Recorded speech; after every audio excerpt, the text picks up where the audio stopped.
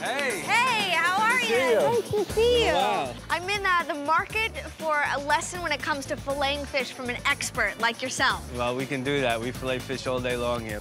We stay open 24 hours. But you got enough energy to give me a quick lesson? I absolutely do. Okay, let's do it. I'm excited. Beautiful fish, let's go. Rozzo Sons is one of the premier seafood wholesalers in New York City. They provide a dazzling array of the best and freshest seafood to many of Manhattan's top restaurants. Louis, this is some good-looking fish. Well, the advantage of having a whole fish, you can see how fresh the fish is. Right. How do we do that? Like this black sea bass here, right? Well, one of my favorite fish. First thing you want to look at is the eyes and the color. If the color really shines off the fish, you know it's a fresh fish. Right. You want to open up and look at the gills. If the gills are nice and red, you know the fish is a very good fish. As this fish gets older, the eyes will start to be cloudy. Black sea bass, one of my favorite fish. And I think people forget that you can actually cook this baby whole. It's one of my favorite ways to cook fish. Especially a fish this fresh. Yeah. So, Louis, I came for my lesson on how to fillet fish. I mean, the easiest fish I could have you fillet is an Arctic char from Iceland. They have a very round body. Beautiful. And a small spine. I'm gonna have one of my guys fillet the fish. I mean, he probably fillets close to 10,000 pounds of fish a day. And I'll explain to you what he's doing. 10,000 pounds? Yeah. Of fish every day? Every day. Let's do this. I'm excited.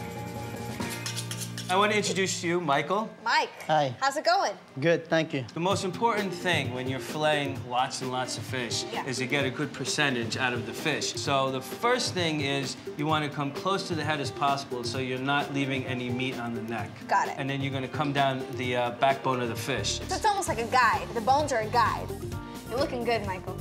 Michael always looks good. Yeah. Okay. A lot of our customers require us to take the pin bones out of the fish. Right.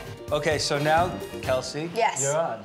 I'm on. Here Now, we go. what I took the liberty of getting you is there's a steel net glove. So this is insurance. This is insurance. Yeah, this is insurance. My insurance guy called me up and said, please put a glove on it.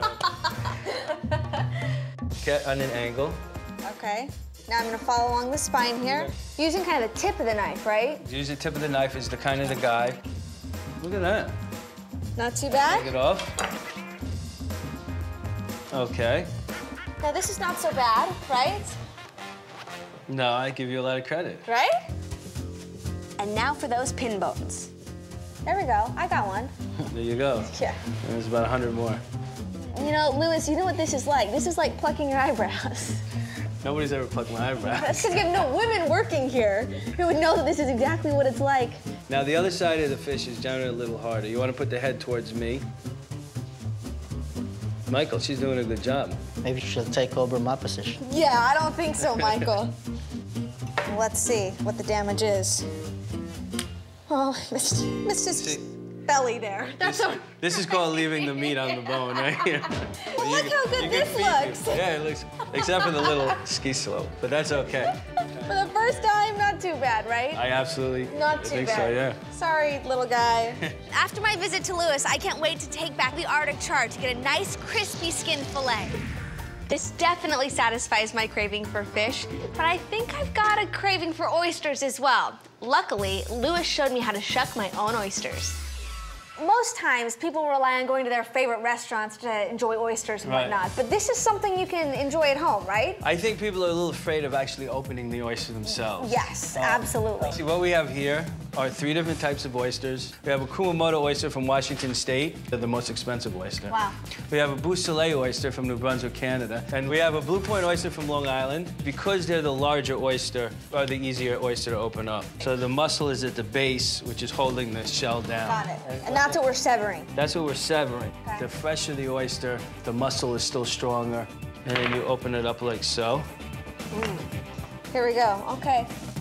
These oyster knives are bent up a little bit. Yes. But don't get it too far in, because then you'll cut the meat. Good job there. There we go. Beautiful. I did That it. is a perfectly open I did it. Fantastic. Wow. Let's Ready? cheers. Cheers. Great. Thank you. Ooh, But that was good, huh? Yeah, they're delicious. I'm thinking maybe like an oyster chowder or something, and that would be great. The Blue Point oysters, because they're bigger, And meaty. The Beausoleil oysters are a much more delicate oyster than the Blue Point oysters. A little less saltier. It has a lot to do with the cold water up in New Brunswick, Canada. Okay. So I've identified the muscle here, going in, and I just kind of want to... And I try to turn the knife to get a little... Oh, you opened it up. Cheers.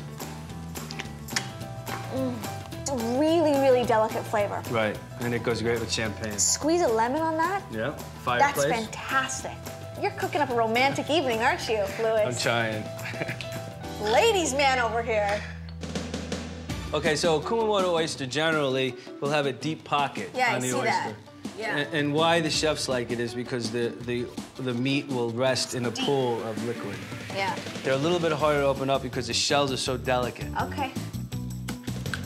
Look at that, that's beautiful. Wow. Look at that, now that's a gem. Here we go. Okay. Oh, you definitely get that different Stronger taste. Louis, you've been fantastic. Thank you. Thank you for my lesson. Appreciate it. I can't wait to use the Blue Point oysters in an oyster chowder.